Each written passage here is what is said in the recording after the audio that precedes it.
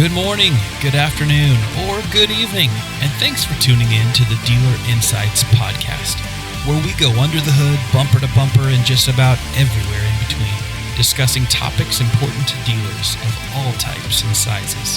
Your time is valuable, so thanks for riding along for this episode of Dealer Insights. And welcome back to another episode of Dealer Insights. Hey, Vinny, how you doing? Good. How are you, Sean?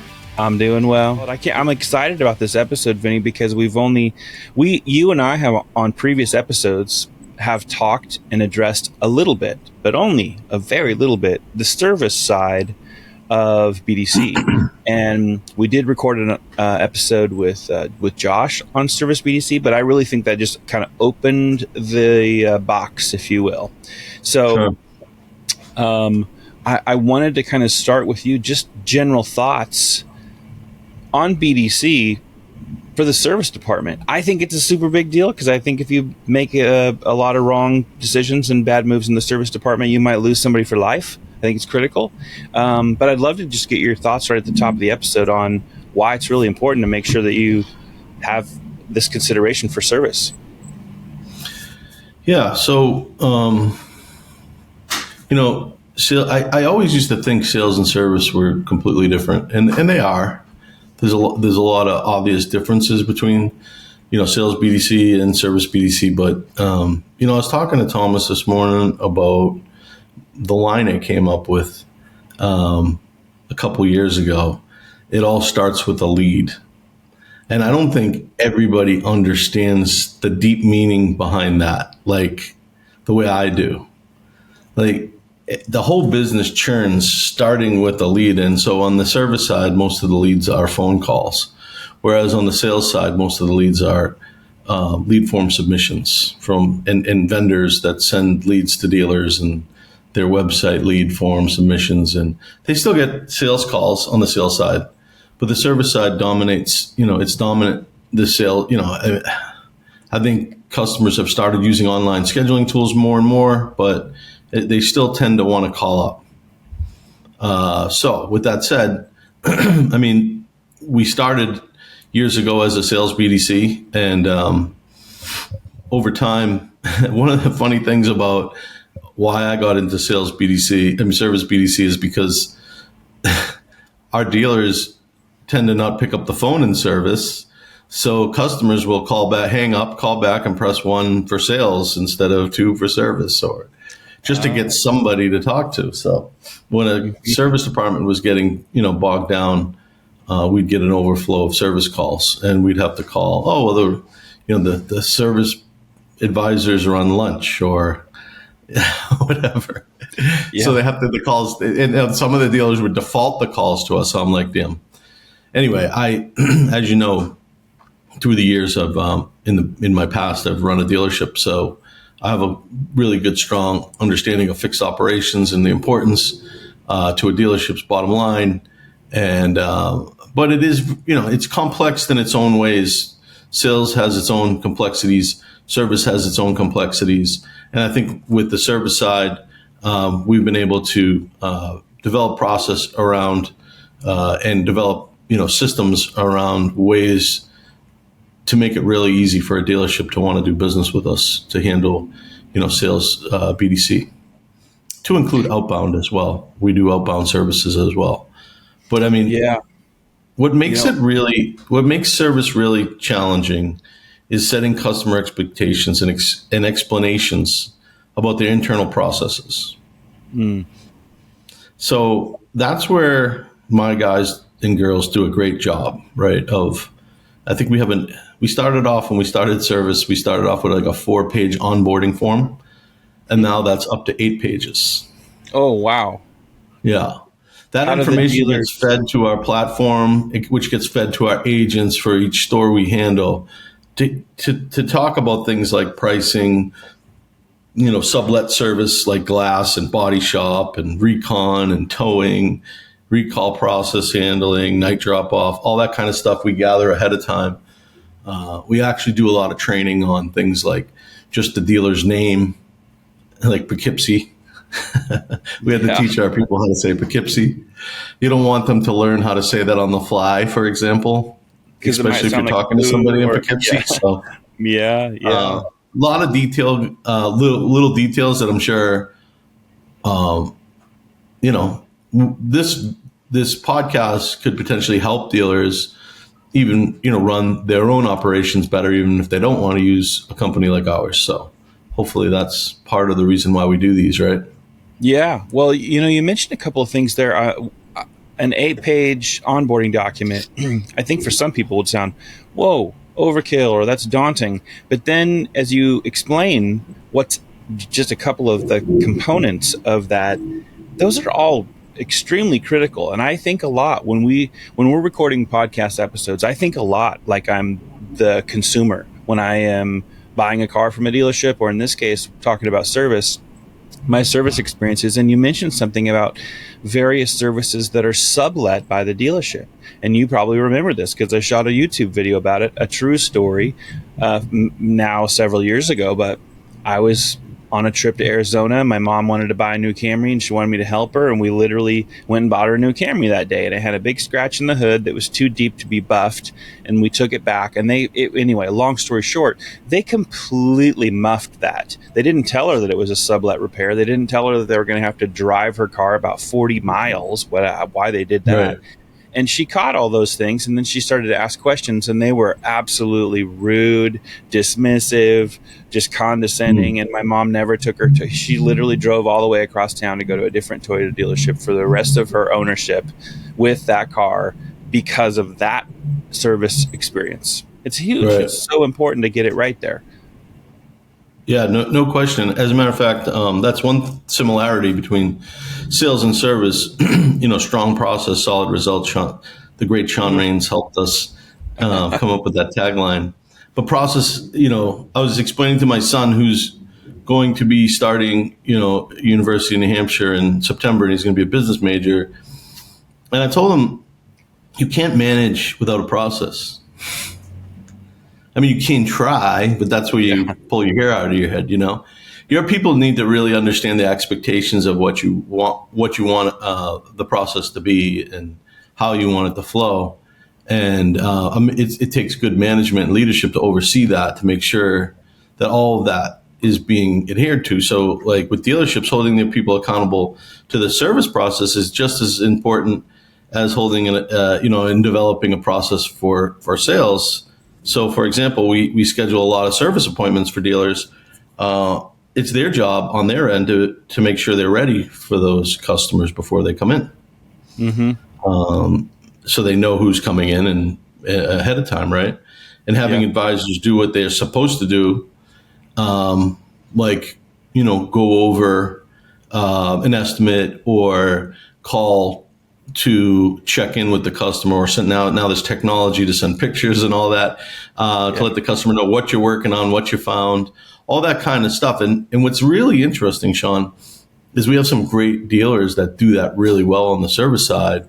And what we try to do is bring that type of information to our new dealers that maybe aren't as dialed in, to try to help them get to that point. Because, I mean, it's not rocket science, but the dealers that follow process in the service department have happier customers, better CSI,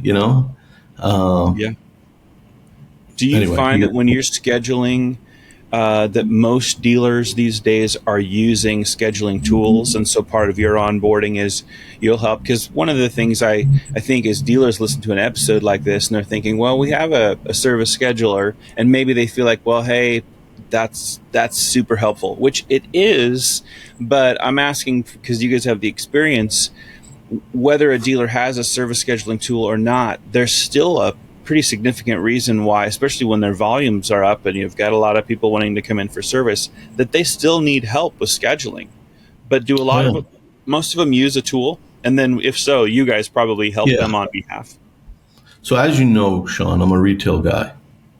So I've been in retail my whole life, and I consider myself to still be in retail. And I think at the end of the day, service writers want to write service and techs want to fix cars. And a lot of times as these technologies get lost in the shuffle, and I don't think it's intentional, although funny stories. When I ran my store, I was at a Nissan store, and we were using a scheduler called Time Highway, and it took me about 2 or 3 months to start digging into service because I had a mess on my hands when I started that store in sales, and the service manager was a good guy. But when I dug into the service department, one of the first things I looked at was this capacities and scheduling, and I went on to our scheduling tool, and the times there were no times available after 3:00 in the afternoon. And we were open till 6, I think, at the time. I think we extended it to 8 or something, which is another, conversation we could have about. It's hard to find techs. My brother-in-law is a master tech for a Honda dealership, and he could go anywhere he wants and get a job right now because it's so hard to find. Yeah. And he's young, and he's hungry, and he's a good guy, and he works hard. And it's like, where do you find people like that nowadays? It's hard, and people, But at the end of the day, I asked him, I'm like, why 3:00? And he's like, well, we usually have other work we can do and stuff like that. And I'm like, no.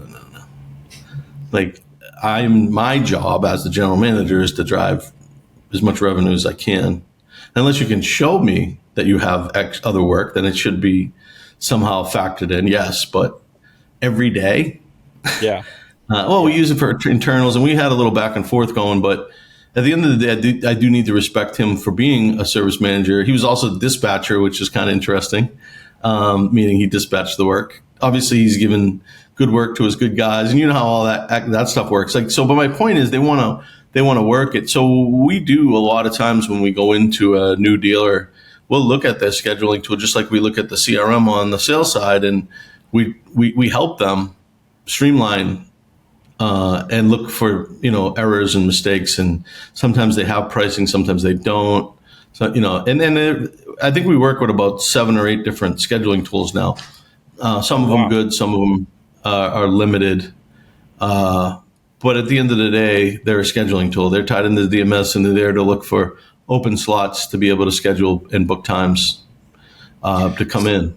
So this is, you just mentioned another thing where I, thinking like a consumer, but also thinking like a dealer.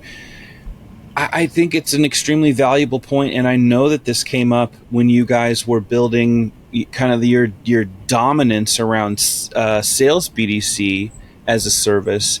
But you guys at one point, it's been a while now, you guys went to the ability to be able to service dealers 24/7, 365, where that became a extremely big value point for a dealer to say, even if I'm closed on the weekend or at night, you guys are still providing this great service no matter what. But it made me think about the service department as you guys would be helping scheduling, whether they have a scheduler tool or not.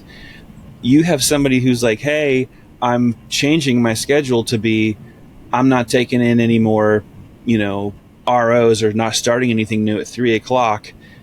The same thing applies for service. Imagine being able to, extend those hours for high quality service appointment scheduling and all of that, where you guys, I'm guessing, would say, well, hey, you guys show that your service department closes at 5:00. Why wouldn't you extend that to 6 or 7, at least with phone ability? Do you guys have dealers like that? Because I'm thinking if it were me. It's funny. As you're talking, I just wrote a note down. Like, why don't we offer extended hours for scheduling appointments? Huge, right? Or emergency services. Yeah, you can. Like, we get calls, obviously, in service. Being in service, we get calls from consumers who are looking that are in an emergency situation, and we have a process developed for every one of our dealers on how to handle those situations, whether it be roadside assistance or offer a towing company or what have you. So we do that, but my people will probably not be too happy with me, but we probably should offer extended hours for service now that you're bringing it up, like we do for sales. There is probably a couple of things in there that...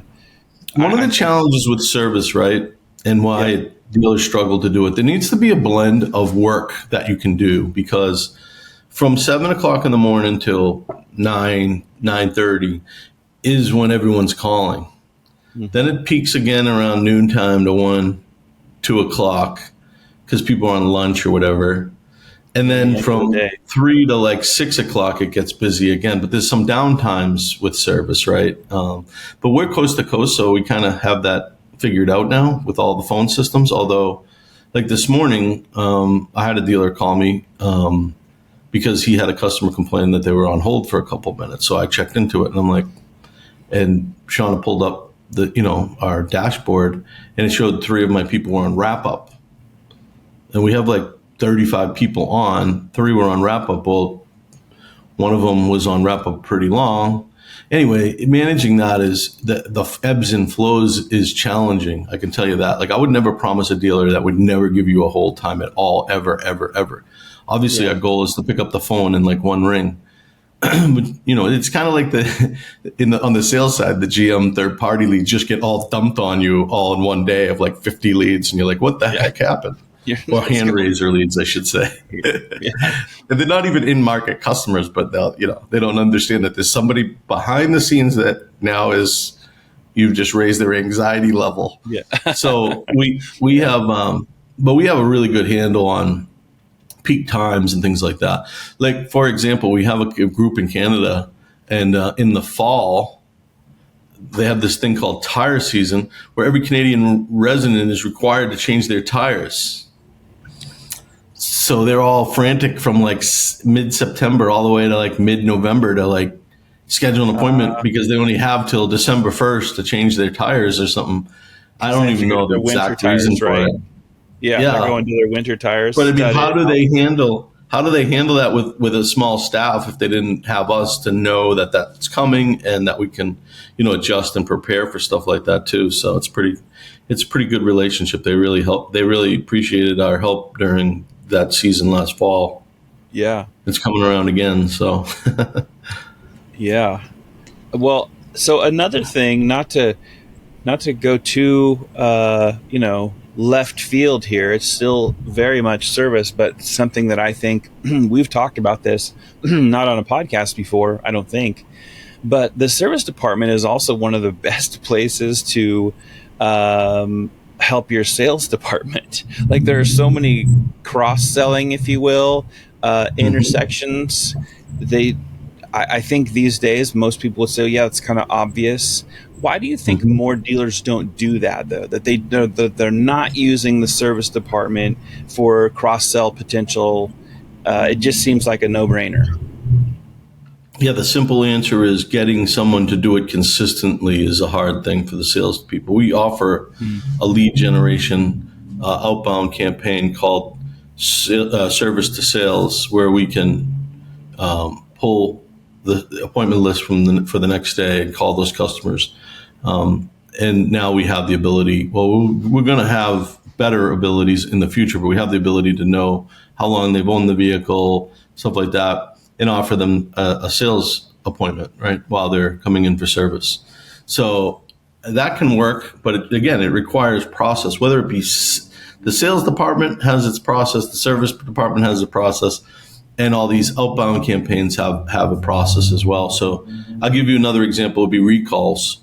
Some dealers have capacity, and they have a process internally to know what parts are available, how many recalls they can handle at one time, and and then we feed them appointments. Some of them will call them, make sure the customer's interested in coming in, and then contact the dealership to make sure that they're ready and have the available parts and things like that. So there's a lot of situational stuff in service. But at the end of the day, I know this is kind of weird, off track a little. Service employees are completely different than sales employees to deal with. Oh, yeah. Yeah. They're happy we're here, and they're grateful that we're taking this off and that we can provide them with a streamlined communication. Whereas the sales side, I mean, they're just not as easy to deal with, to be quite frank. And I'm a sales guy, so I put myself in that same boat, Yeah. And so in service customers, believe it or not, they're happier than the sales customers, even though they're coming in to spend money to fix their car. Now, when they get upset is when you don't have available times, which isn't the dealer's fault necessarily. I mean, good for them if they're completely full at capacity. But service customers, they're just happy to talk to somebody and schedule a time that they can come in and get the work done on their car that they need. Kind of like to your point about when you had to go in and get a scratch removed. Like, you just want to be able to talk to somebody, make sure that somebody's going to be there to handle your request when you come in. Yeah. Yeah, it's not rocket science. I'm a Toyota guy. I'm on my second Tundra. I probably love it too much, almost as much as my kids. I just love the truck. Putting it through its paces this summer for sure. Well, I bought the Toyota Care package. I'd never done that before, and now when I pull up to the dealership, they come out, scan the barcode. Okay, yep, you're gonna wait with it. It's such a seamless experience. It's just really great. But I want to contrast that with something and get your comments on it. So, I have recently seen my sister. Bittersweet reasons why our family's been gathering here recently. But I was talking to her just last week. She has been a loyal Honda customer for as long as I can remember. And they took one of their Hondas in for service. Well, she took it in, and to get a repair quoted, and my brother-in-law and my sister thought that seems really way off, like there was some dishonesty happening. So they took it to get a second opinion, and the guy with the second opinion mechanic literally was like, I've maybe never seen something so, like, this is a total ripoff. It's about a $500 not necessary. And I am a former service writer, so I have sympathy for and I love the service department. But the reason why I'm telling you this story is it so bothered them that it changed their mind about whether they wanted to do the service. They ended up selling the car, having a service done by a different shop, selling the car, and they bought a Lexus. And then they contrasted their Lexus service experiences. And I know part of that is the dealership who is servicing the products that they're selling. But they almost was like, you need to stop telling me how amazing this Lexus service department is, because my sister said, so we have this terrible Honda experience. It so bothers me that I'm literally like, the door opened for me to, like, you know what, I like the looks of this Lexus. She buys a Lexus. This summer, it's been hot as hell in Texas. She calls the Lexus dealer and like, hey, my new Lexus, my few-week-old Lexus won't start. They're like, could be one of those hot, summers in Texas where your battery's toast.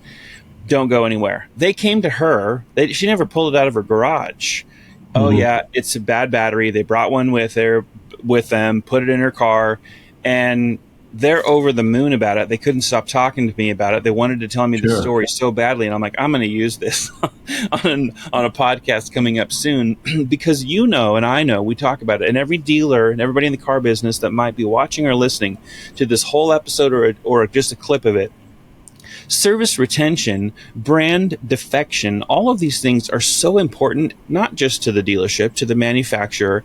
And if you have somebody who's been loyal to Honda, like my sister, for decades, mm-hmm. And you lost that customer, Lexus makes a great car. And my sister is the kind of person who will be loyal for decades. Calculate the value of that, and then contrast that to the things that you and I talk about, the customer life cycle center, making sure that you're not screwing up. Because to your point, in the service department, sometimes in sales too, people are people. They realize that none of us are perfect, and they'll give you a mulligan. But if you so badly mess it up that you completely lose the customer for your dealership, you lost them for your brand, mm-hmm. that happens all the time. But it could be fixed if you had a Service BDC making sure that you had a consistent, strong process, solid results all the time. You're almost mm-hmm. playing a smart defensive strategy too, right? Oh, yeah. Yeah, so, I mean, it's all, remember I just said at the beginning of the podcast, it all starts with a lead, right? It starts with a phone call. With service, you're hopefully dealing with people who purchase cars from you. But I mean, there's challenges in the service department.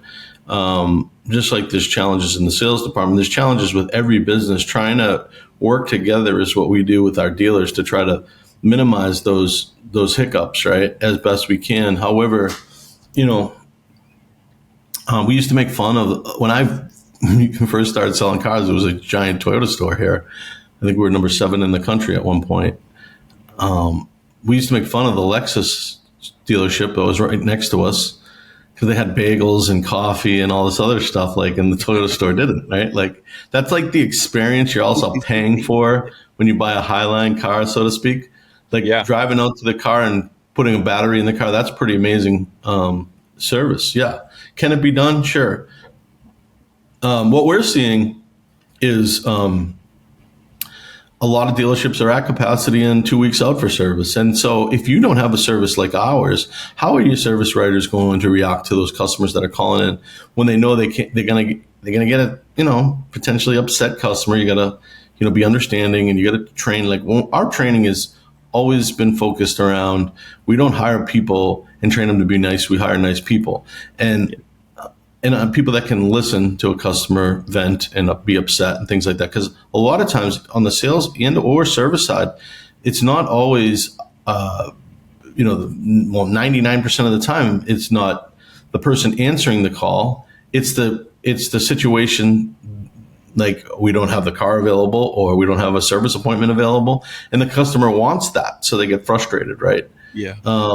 And so how do you handle those situations, without, deteriorating your customer base to what you were talking about? I mean, that's obviously extremely, extremely important. Well, you start off by being a human being and being understanding and trying to help the customer, elevating, escalating, really heat and hot customers to the right people at the dealership so they understand and can look at the situation. I'm not going to lie to you, but one of the things we used to do in the sales department, and I'm sure sales teams all over the country do this, is when you're low on inventory and someone wants to buy a new car that you have in stock, and they're 3 or 4 hours away from you, you're not really that excited about selling it to them because you're not going to get their service business, Yeah.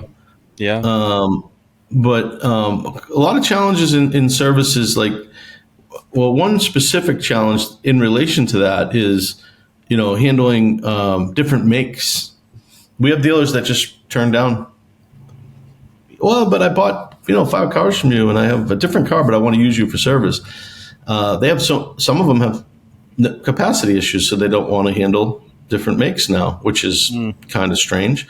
Or people who bought cars from other dealers and then they come and service it with you over the customer like Sean that's been coming in. That's starting to happen right now, and a lot of that has to do with capacity issues. And then you have other dealers on the flip side that would kill for that business because they have open bays and they need more business. So it's we do an assessment of that when we sign up a dealer. Yep. I'll give you an example. In the beginning of July, we have the Sentiment robot food channel now.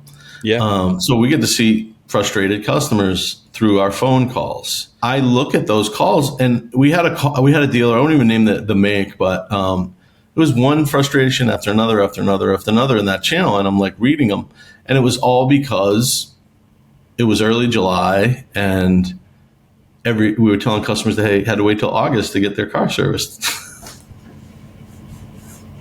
Wow. Yeah. Wow. Now, obviously, emergency situations and things like that come up, brakes. You got your brakes are grinding. You need to come in right away. Stuff like that. They're gonna talk to the customer. But if it's for maintenance and oil changes and things like that, I mean, they were putting them off 3 or 4 weeks. And now that's just one example, but this is why I laugh when people think digital retailing is going to take over the world, and you just throw up an appointment scheduler on your website and it's going to solve all your customers' problems. You got to listen to the calls that we listen to before you make that assumption, because there are a lot of trickiness. And we have, I feel like now we started off, like I said, with 4 pages of onboarding information. We're up to 8 or 9 now because of all these things that happen, that when we onboard a dealer, we ask them, like loaner cars right now. Because of the inventory issue, a lot of dealers don't have loaner cars available like they used to. believe it or not, we have dealers using Uber and Lyft now for customers. They're paying for the customer's ride, which is really interesting, because the shuttle might only go out, 15 miles or 10 miles away from the dealership. So, and the customer's 30 miles away. I mean, there's a lot of transformation that's happened, recently because of all the chip shortage and all that kind of stuff. The service departments are also more full than they used to be because people are holding onto their cars longer. You mentioned something. There's so many variables here. Sorry, lots of variables. That's the point I was trying to get at. This is just and it takes someone like Frank and his team to really understand the dealership and have a good onboarding, and Josh and Will, to talk to them about all of these things prior to us launching. So we know how to answer all these questions. Yeah, I would say to dealers that are in industry pros that are listening to this episode, don't take for granted all the nuance and variables really in service, because most of the time I think people think, this type of help for a service department is it's just basic. You're just going to pick up the phone and schedule appointments for us or whatever. But it's really, there's a lot more to it. And the thing that I wanted to do a little follow up with, because you mentioned this a few minutes back, was nowadays service departments, there's a lot of them that use schedulers, but some of them are using the tools that allow them to have an enhanced level of communication with their customer. For example, it's quite a bit different when you hear from the service department and they sent you something on your phone that shows you that your brake pads are basically down metal to metal versus, hey, you need new brake pads and your brake job's, by the way, going to be $580. As opposed to sending them the picture, literally these are the brake pads. Are you finding that the dealers that you're working with more and more are using tools like that as well to help? Okay, because that's, to me, I think that's yet another thing where I'd be like, man, I'd be talking to somebody that could help me with Service BDC for my dealership, because of the level of communication today is at least 10 times more complex and variable than it was 20 years ago, 10 years ago. Mm-hmm. Yeah, that's what technology is for, right? It's to look for the challenging, inefficient areas and find a way to make it more efficient. So in the past, you want to sell me brakes. I'm not sure I trust you, but if you send me a picture of the brake pads down to 1/10 of a millimeter or whatever the hell the readings are, it's hard for me to argue with you that you need brakes, right? Yeah. Or you're showing an engine oil leak or something to that effect. So the technology is fantastic. Like I said, though, that's more in their wheelhouse, is fixing cars, right? Mm-hmm. And communicating that. Obviously, services like sales, where you want to upsell other things that they need as well. But at the end of the day, they want to fix cars and they want to sell service. All these technologies get in the way sometimes, but I think that one that you just mentioned, where you're taking pictures and sending them to customers or giving them updates on their car through text or whatever, are huge, because one of the biggest problems with dealers that don't have the technology is customers call back through us. We have really in-depth reporting, Sean. So every single call that comes through to us, we disposition them. So we can give the dealer a report. This is all the calls you sent us, and this is how many actually called for service, and this is how many we scheduled for service, and this is how many called to cancel a service appointment. This is how many people called and rescheduled an appointment. This is how many people called and we had to transfer to sales, or these are how many escalations, we call them, that we sent down to the dealership because the customer asked to speak to somebody at the dealership, which doesn't happen much, but we have a communication channel built into that. So again, unless you have a really good service BDC, it's funny, the service BDC actually is a lot cheaper than the sales BDC too, because, and it's really hard for you to put people in a dealership and do it for less, anywhere near is the cost that we do it for. As a matter of fact, shameless plug here, I think every dealership in the country, if they don't have a service BDC, should use us for at least backup, because backup is like a no-brainer. If someone didn't pick up the phone after 3 rings at the service drive, then it bounces to us, which is very inexpensive. And and it makes, I mean, it's very expensive if you're not sending all your calls to us. I actually had one service manager tell me, I'm not going to do that because then my guys will know you're there and they'll stop answering the phone. And I want them to handle the calls. Oh my goodness, that's the wrong approach, man. Yeah, I love the idea of a backstop for the dealership. I mean, it's been a minute since I was writing service, but boy, oh boy, if I would have had, well, I've got at least a backstop or, just overflow. Like, that would be huge if I had the ability to, take pictures and send them to people. When I use this example all the time because it was one of my favorites, but it became common when I was writing service for certain brands. Honda was one of them. When people would come in and like, hey, I got a 93 Accord, my water pump's leaking. Okay, great. I knew every time it was like, I'm going to recommend that you put a timing belt on it, and you're going to ask me why, because your timing belt isn't failing or it's not quite time for it to be replaced. I'm telling you because we're taking it off your car to replace your water pump with the brand new water pump, and it would just be another $45 to put a brand new timing belt back on, seeing as how we're taking your existing one off. And then imagine back then if I could have sent them a picture, and they would have, we didn't even have these phones, and it explains that to people. There are a lot of different things here on this episode. I think we're going to end up doing a handful of episodes on service because there's too much to unpack. Even as we talk through it, there's some areas where I'd like to go in and stay on the whole thing. So I like that we're getting a broad overview here, but a backstop for a busy service department right now, when we've come through inventory shortages, some brands have come back a little stronger than others. Some are still struggling a little bit. But as that's coming back, and now dealers are like, oh my goodness, all the pressure to sell all these stupid electric cars. These cool electric cars. They get all this pressure to do all of that.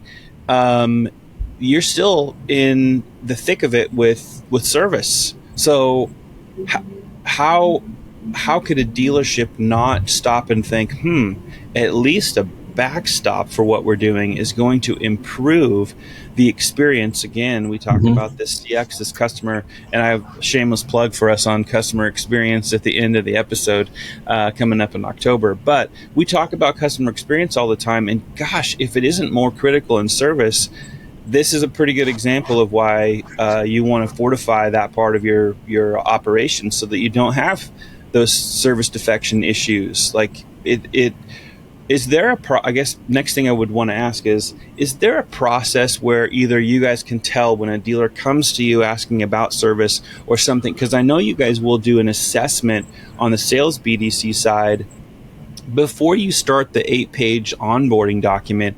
Are there a few things that you can ask and qualify the dealer to find out if, oh my goodness, you guys really need service help? And if so, like, what would a couple of those things be?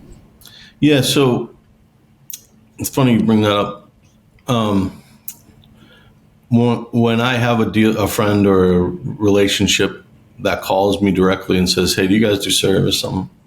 I go right to the onboarding form and show it to their service manager, and their service manager immediately gets that we know what we're doing. It's like, okay, that's what I wanted to hear, because their biggest fear is turning over phone calls to somebody that can't answer a question. Yeah. And we get, that's why it's been, now that's why it's 9 pages. Now that all gets uploaded into a knowledge base into our platform. So when a phone rings for ABC Motors, all the information from ABC Motors that we want the agent to know or feel is important comes up. So, loaner cars, do they have a body shop? Do they do glass, or do they have a towing company? Do they, whatever, all that kind of stuff. There's so much. I could go on and on and on. Recall process, so we want to be, think of it this way, Sean. It's not rocket science, right? Would you rather let your phone ring 28 times and then no one pick it up and the customer hangs up and is frustrated? Or would you rather have somebody answer the phone that can do maybe not as good a job as your service advisor at explaining the intricate details about service, but enough to be able to schedule an appointment and give them the information they want, but picking up the phone? I always say my IQ isn't as high as my EQ, I have this emotional like feeling for customers when I think about, because I'm a customer, just like you said. And when someone's not picking up the phone, you're basically delivering a message that says, you're not that important to me. Yep. If you deliver that too often, yeah, right now your service drive might be full. But one of the challenges dealers are going to have in the next couple of years, because new car sales have dropped significantly 3 years in a row, is having as much business in the future. Where these independents understand, let's face it, Sean, when your car gets 8 or 9 years old, you go to a Jiffy Lube, you go to a place that can do a cheaper brake job or whatever, because you don't know how long the car is going to last, Yeah. That first year to, 5 or 6 years, that's where you want your customers to make sure you don't lose any of them, they don't defect. Well, I think the average age of a used car right now is 12 years. Yeah. The average age of a car, I could be wrong. I'm pretty sure I heard that stat. But 12, let's say it's 10. That's a long time to own a car. Yeah. Yeah.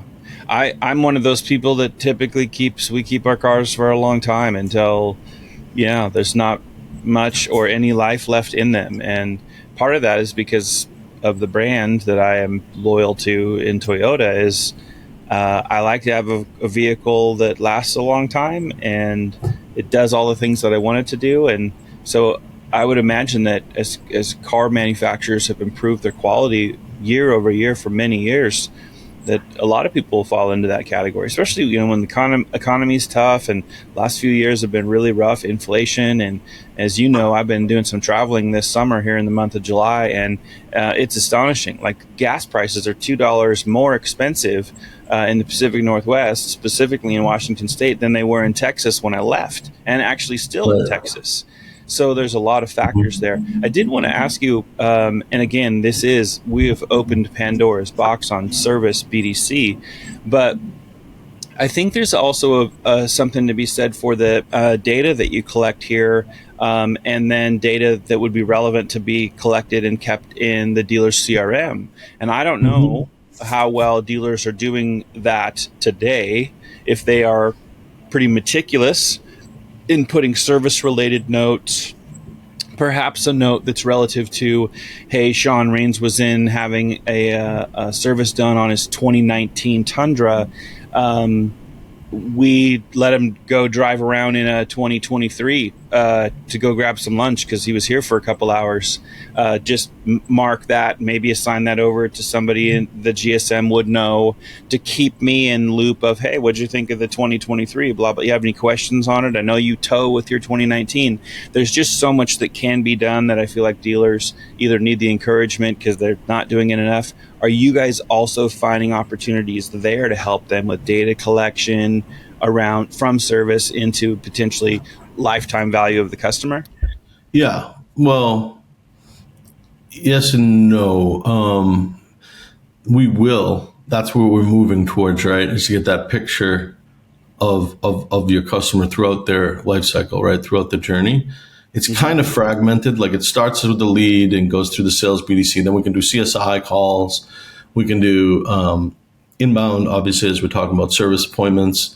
Outbound CSI calls on service. We can do retention calls. So customers who rejected or left and not using your service department after 8, 10, 12 months, we can make calls to those customers to get them to come back. Recalls, as we talked about, and then service to sales, where they're coming in for a service appointment, we can get them. So the goal in the long run is to tie all that together into one dashboard, and CXM is going to be probably the hub for it all, since we already have that platform. And more about some of the tech we're working on. So without boring, or not boring, we could talk about that for just an hour in itself. But ultimately, yes, we have all the data points for all the different types of services we offer to help make sense of what's happening at your dealership. So, for example, if we're getting a lot of customers calling to check on their status, we can let them know that their service writers aren't getting back or don't have, maybe need a technology to alert customers throughout the, I don't know about you, but you bring a car in for service. It's kind of like going to the doctor and having tests and you have to wait for the results. It's very nerve-wracking. Having somebody check in with them, and we can tell you if that's not happening. If people aren't picking up the phone and parts, we can tell them that because we're getting a lot of parts calls. We get, a high number of rejected appointments because we're telling people that they now have to wait till September to get an appointment to come in for their service, Yeah. Just things like that. Will heads up our service and outbound client success. So he deals with all the service managers and general managers in regards to service to go over all this information. And Will could probably do a better job now at explaining some of the stuff he finds through the data that we collect. And really it comes down to dispositioning each call properly.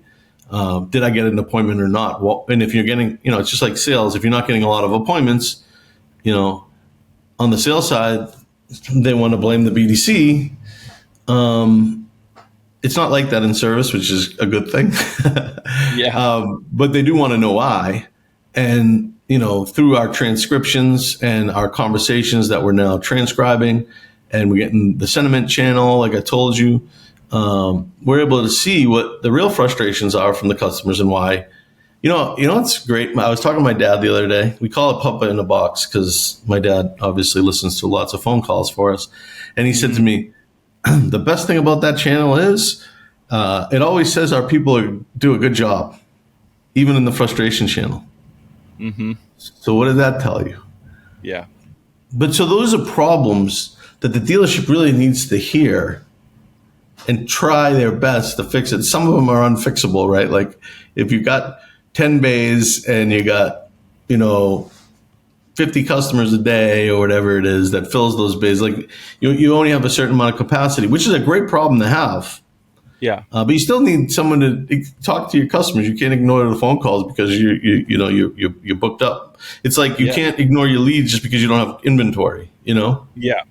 You could have too many people, not that that's, it's a good problem to have, but you could have too many people consistently needing service, 5 available bays and 2.5 techs, or, because that you were talking about your brother in Honda tech. He could go anywhere right now. So there are these layers of complexity that can make it a little challenging. Yeah, some of the capacity issue isn't just because they're full, and some of it is they don't have enough techs.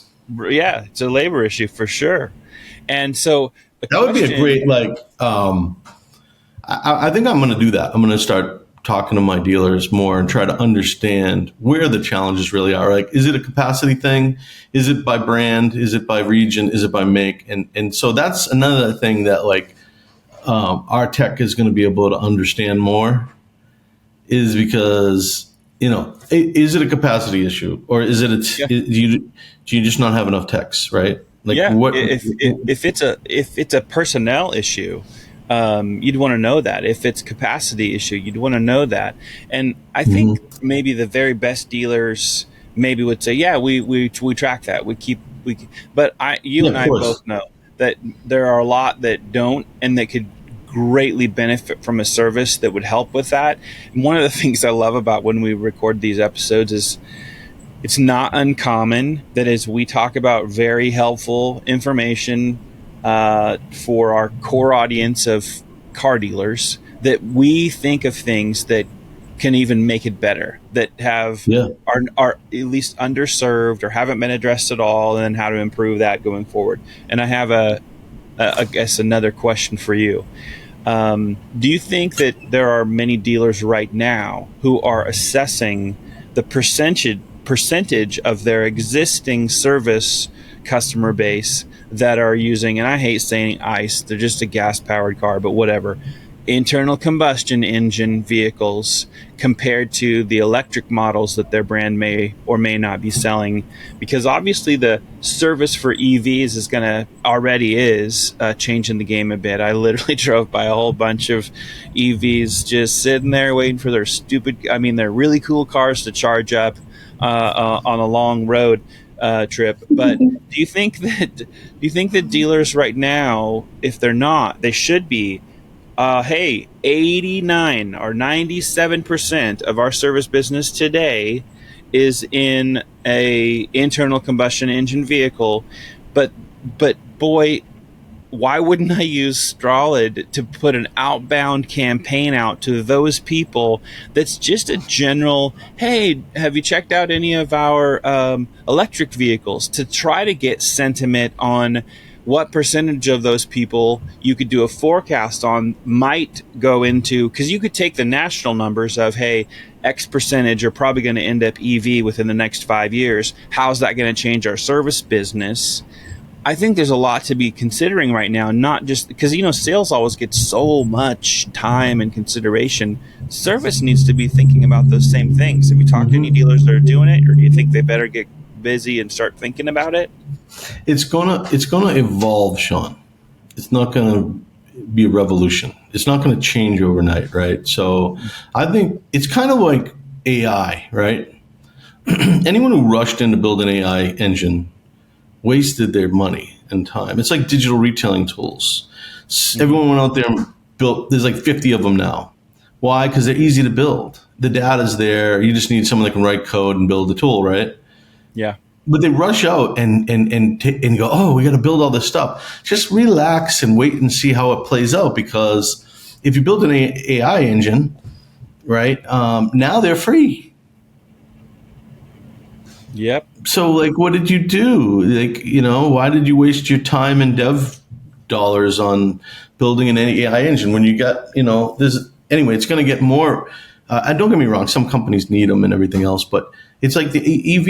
You don't know what's coming. There's hydrogen, there's hybrid, there's new elections. there's a lot that can change, and there's no way. I put my reputation on it. There's no way we're going from 0 to 100% electric vehicles in the next 10 years. It's just not going to happen. People don't talk yes, about, I mean, the United Auto Union workers are pushing back and threatening to go on strike because of EV. They're saying, hey, we're going to lose our jobs in the future because you're building all these vehicles that don't need any parts and whatever. But I don't know if you follow Joe Rogan much. I mean, I agree with him on most stuff, but a lot of things I don't agree with him on. But one of the things he was saying the other day was most of the emissions challenges in the world are coming from brake dust.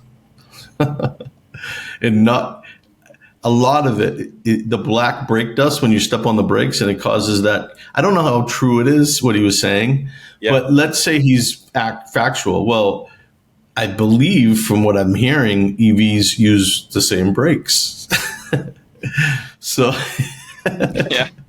And if that's the case, he has a Tesla. What? He has a Tesla. Oh, whatever. All I'm trying to say is, I think we just this.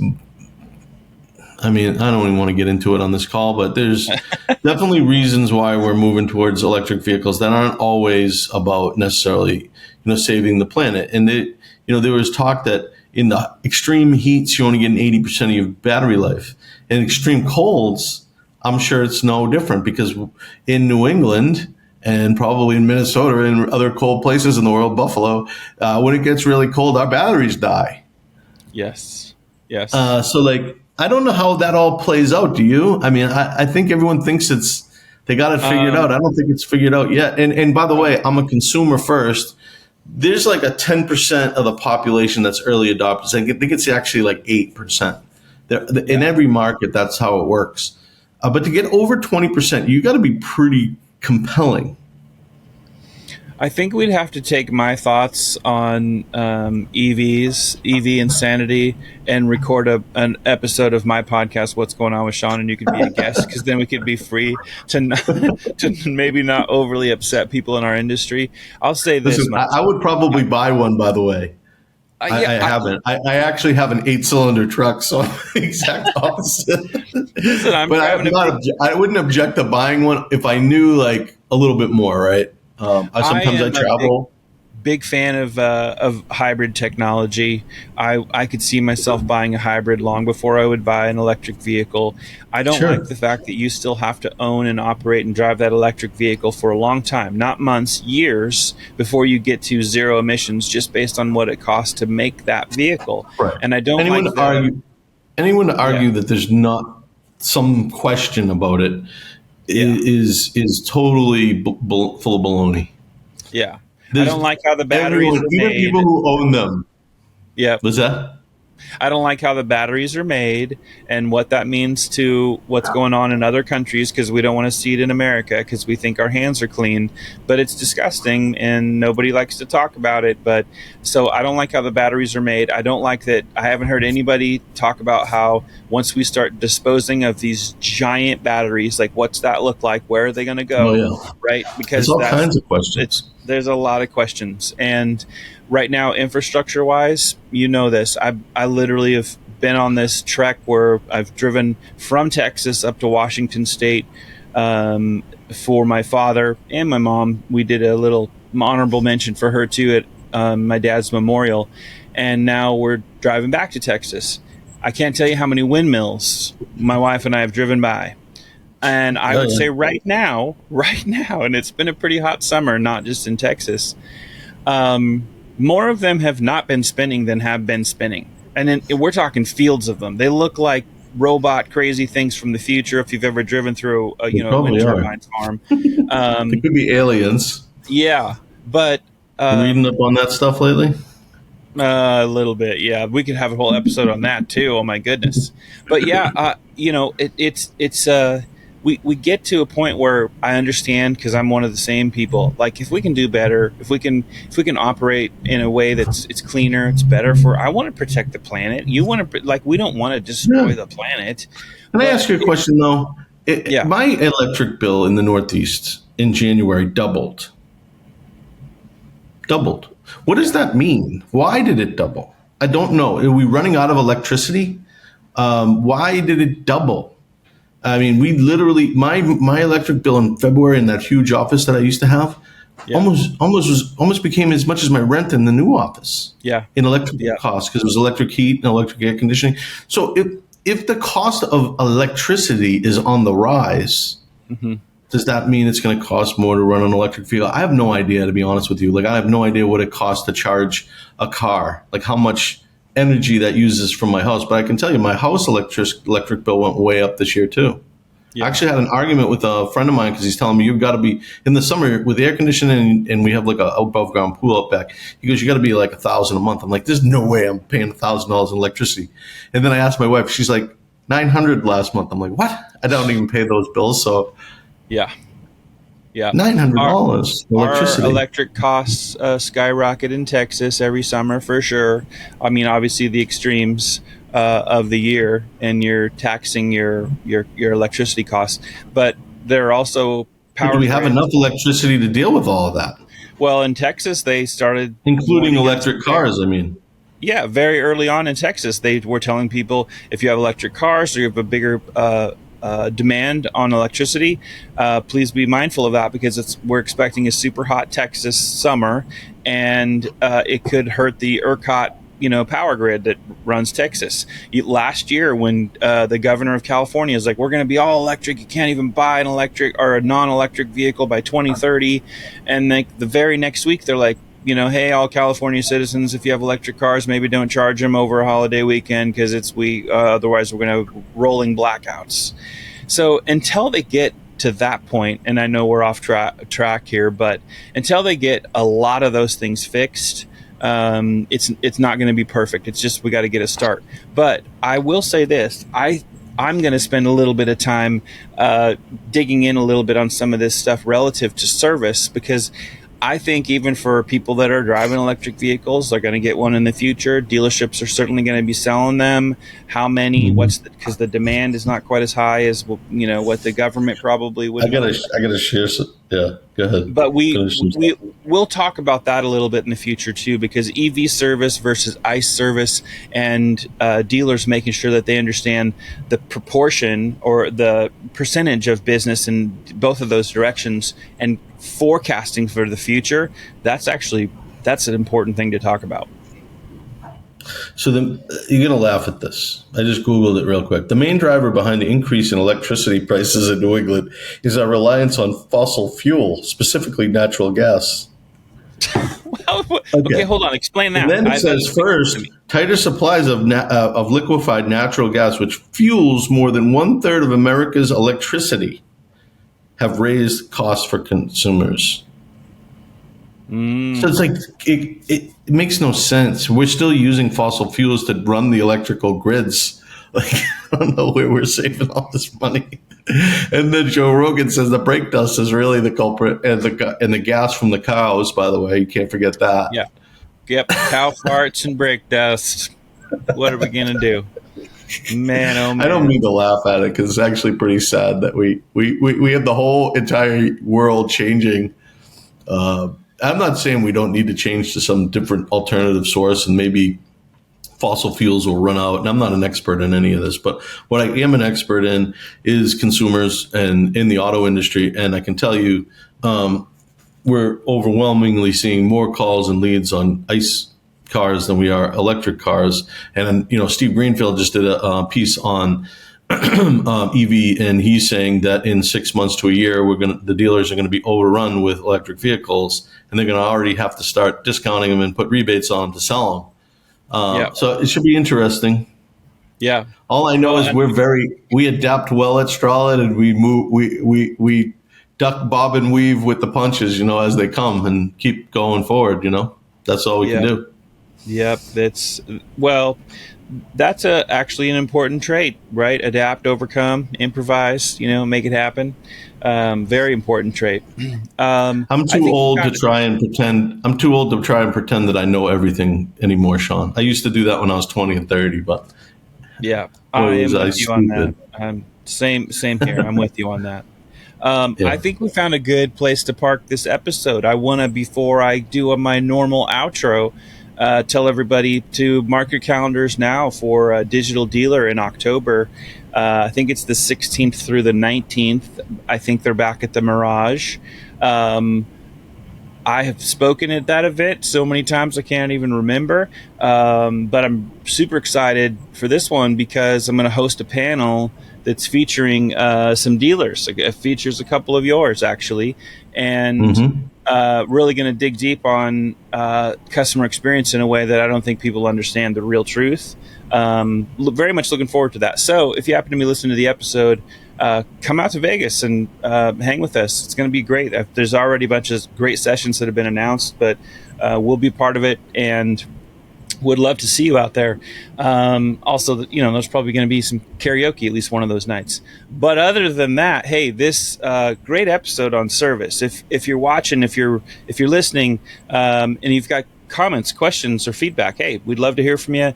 This podcast gets better when we hear from you. And there have literally been comments and questions and feedback that we've gotten from people that we incorporate, and then we kind of circle back around, or we reach out directly to people. So we really appreciate that. You can send info by email to info, INFO, at Strawled, which is spelled STROLID.com. Strawled. I know it looks like Strolid, but just think of a straw and a lid. That's how it sounds. Until next time, though, stay strong and solid, and you'll never miss. Thanks, Vinny. Thanks, Sean.